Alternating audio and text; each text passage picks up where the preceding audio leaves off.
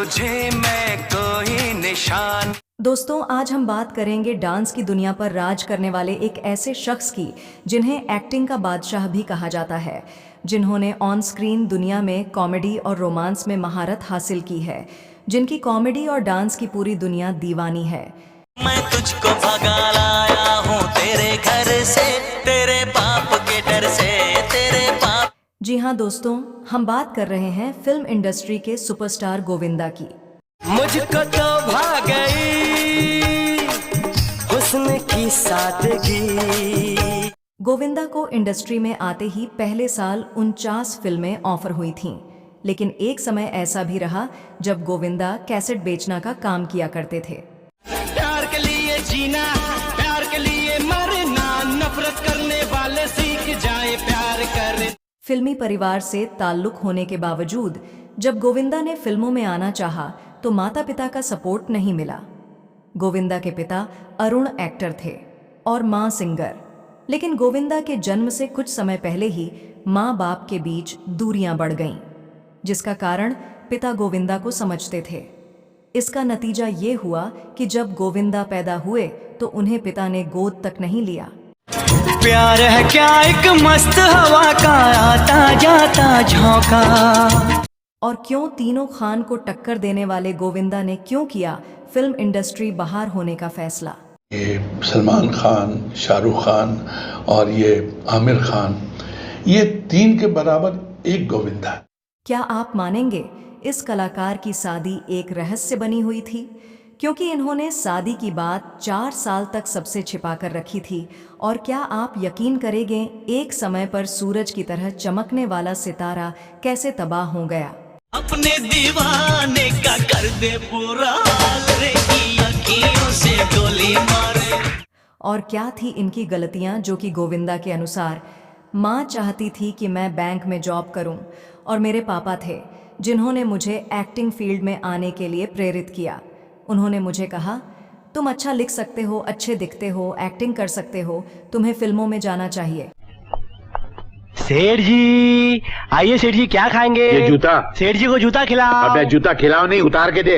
मेरा जूता लटका के रखा है तूने। देखिए सेठ जी, लोग अपनी दुकान चलाने के लिए घोड़े की नाल लगाते हैं, मैंने आपका जूता लगा दिया है, और जब से जूता लगाया मेरा धंधा इतना अच्छा चल रहा है। और क्यों अपने ही फैन को जोरदार थप्पड़ जड़ दिया था। कैसा रहा इनका पॉलिटिकल सफर और आज के समय में क्या कर रहे हैं, जानेंगे गोविंदा के बारे में बहुत कुछ। तो चैनल को सब्सक्राइब करके वीडियो के अंत तक जरूर बने रहिएगा। 100 फूल खिले जब ये खिला रूप सुनहरा, 100 चांद बने जब ये दिल बहलता है मेरा आपके आ जाने।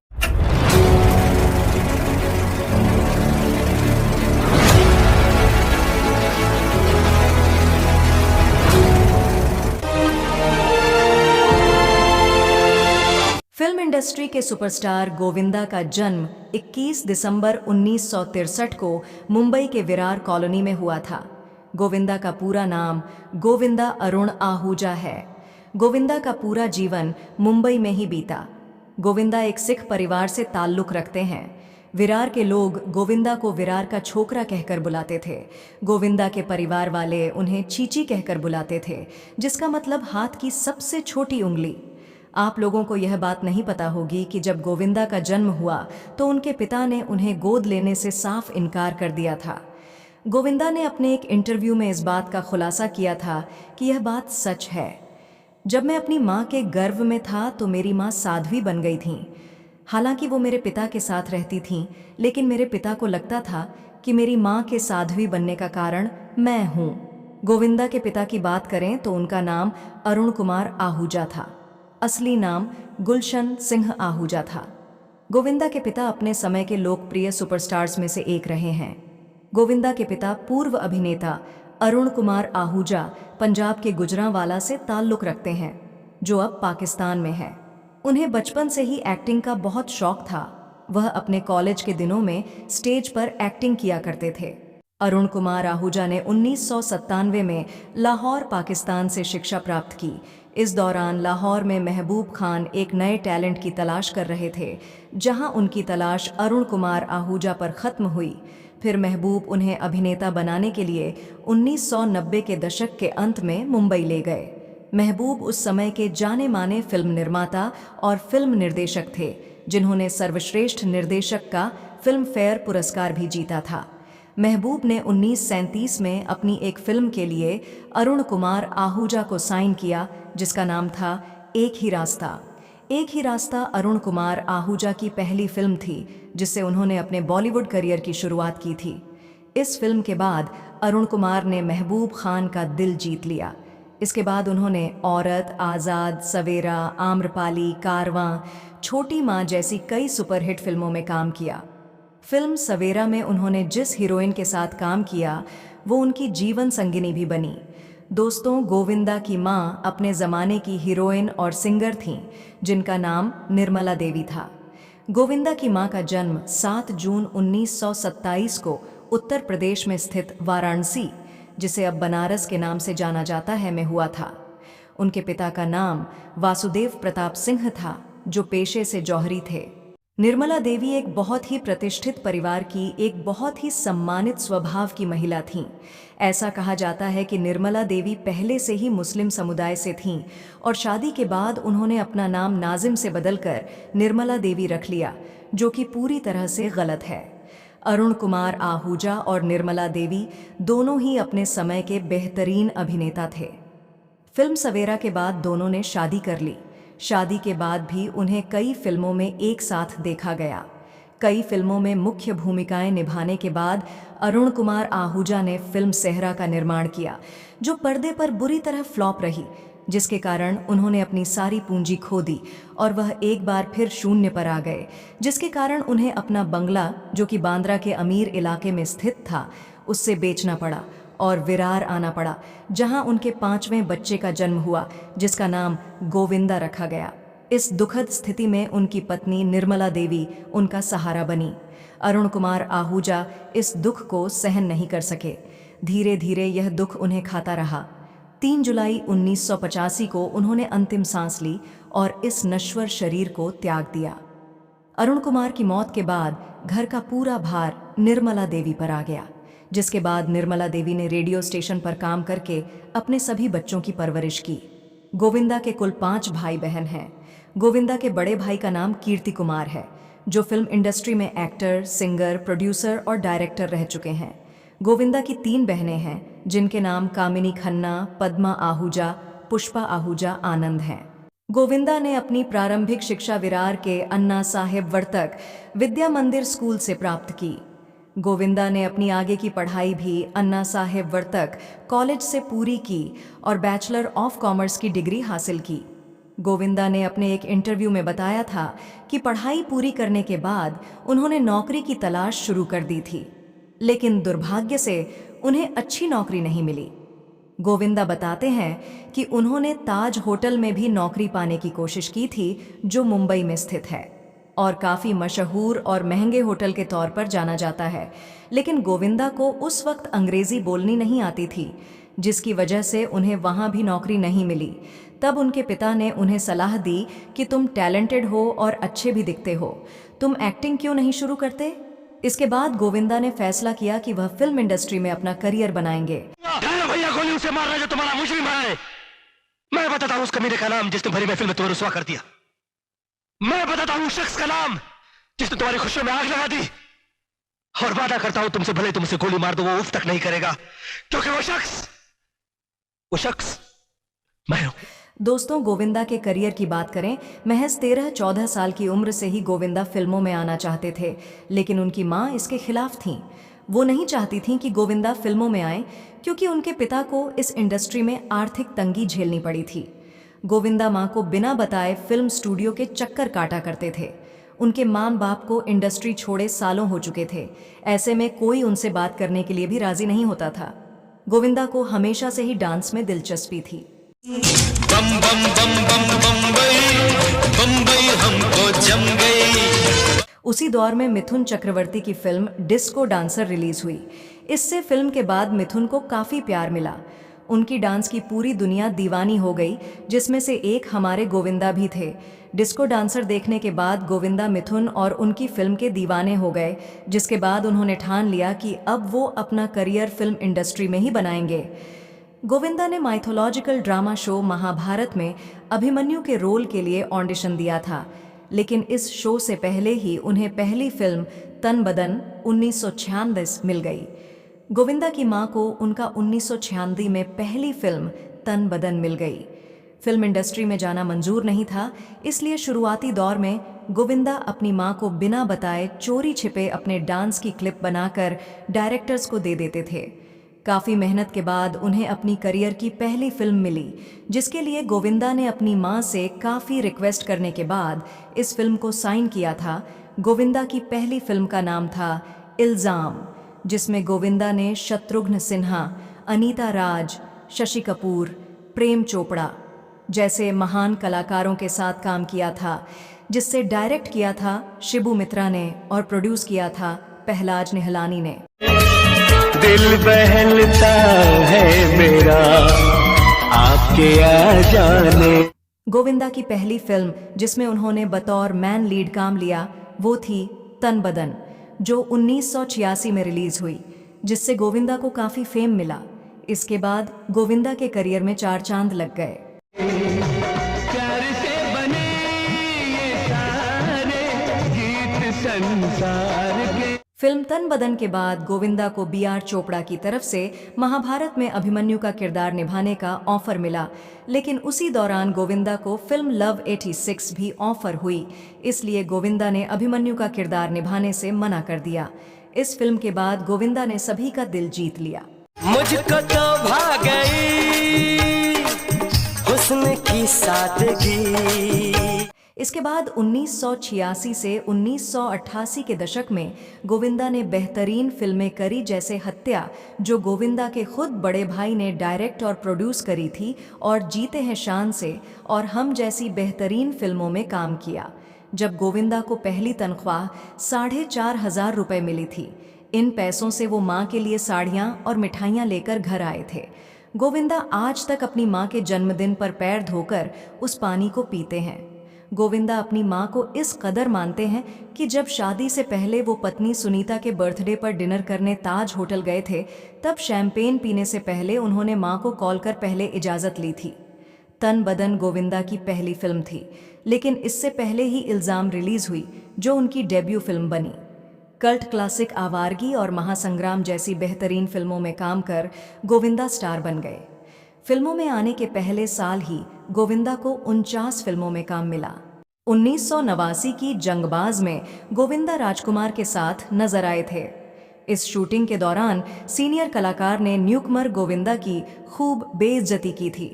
गोविंदा शूटिंग के दौरान एक नई शर्ट पहनकर पहुंचे थे, जो राजकुमार को बहुत पसंद आई थी। तारीफ सुनते ही गोविंदा वैनिटी में गए और शर्ट निकालकर तुरंत राजकुमार को भेंट कर दी। कुछ समय बाद जब गोविंदा सेट पर आए तो उन्होंने देखा कि राजकुमार उनकी दी हुई शर्ट के टुकड़े से नाक पोंछ रहे हैं। गोविंदा को ये बेहद अपमानजनक लगा था। 2 कैदी और फर्ज की जंग जैसी फिल्मों में गोविंदा और अमरीश पुरी साथ नजर आए।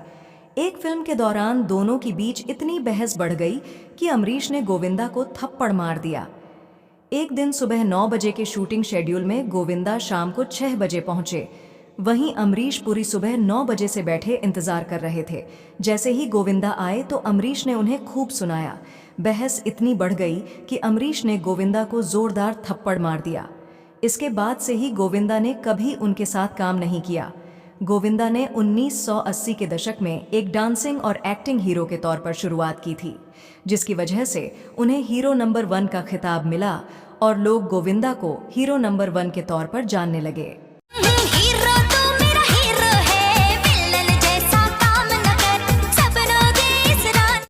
1990 के दशक में गोविंदा एक कॉमेडी हीरो के तौर पर उभरे, जहां गोविंदा को कॉमिक एक्टर के तौर पर पहचान मिली।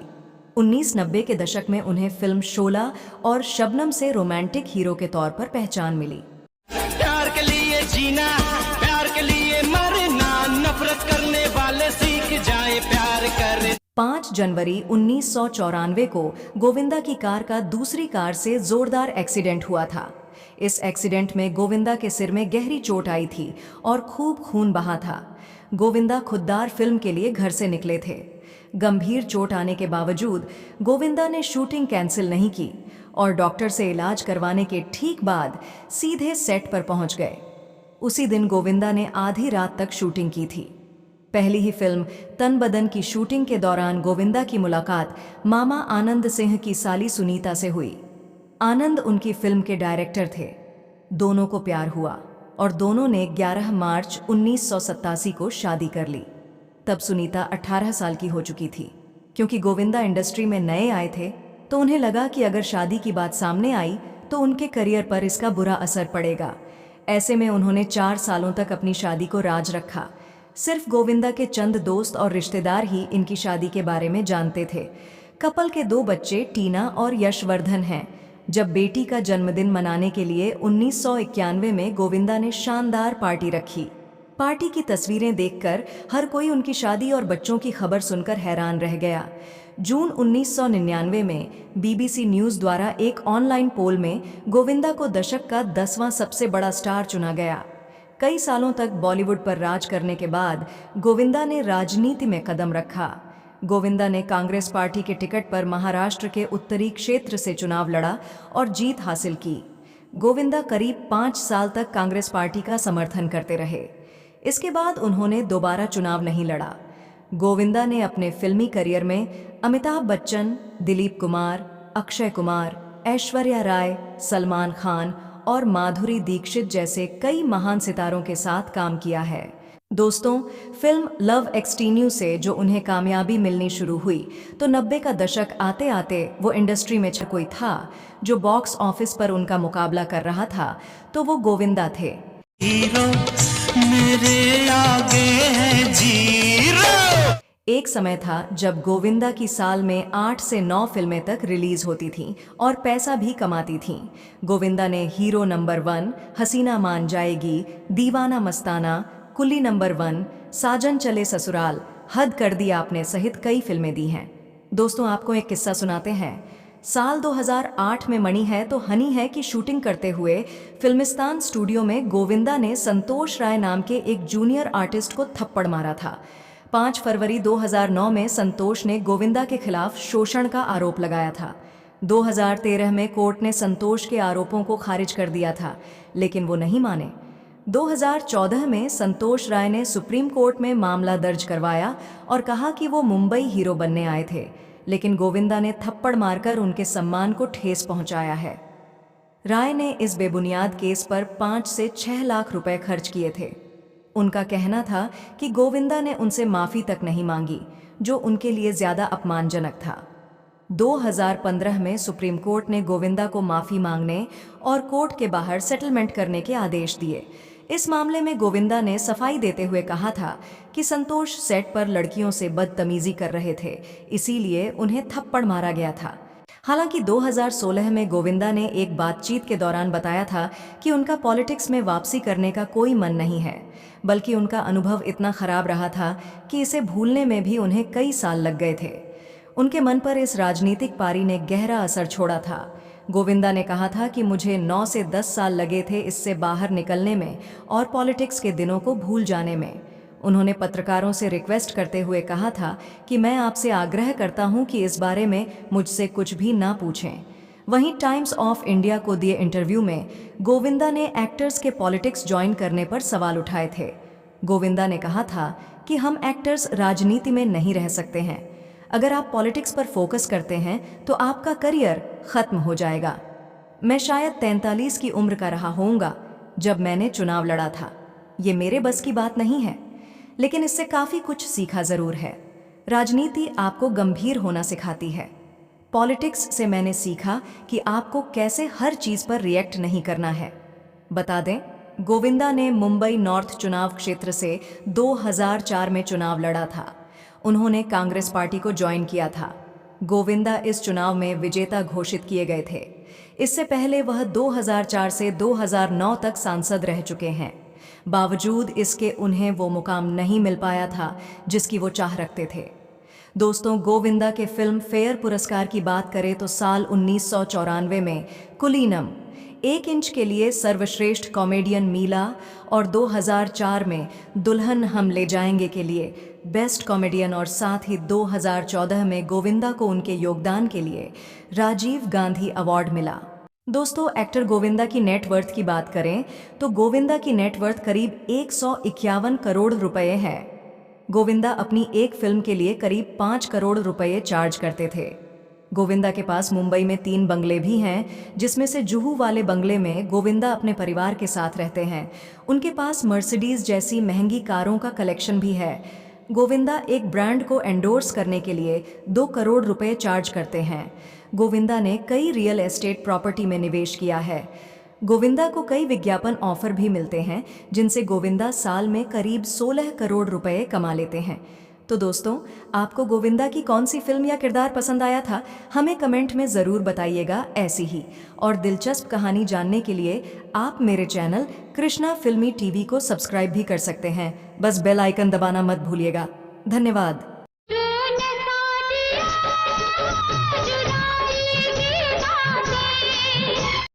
प्यार है क्या एक मस्त हवा का आता जाता झोंका।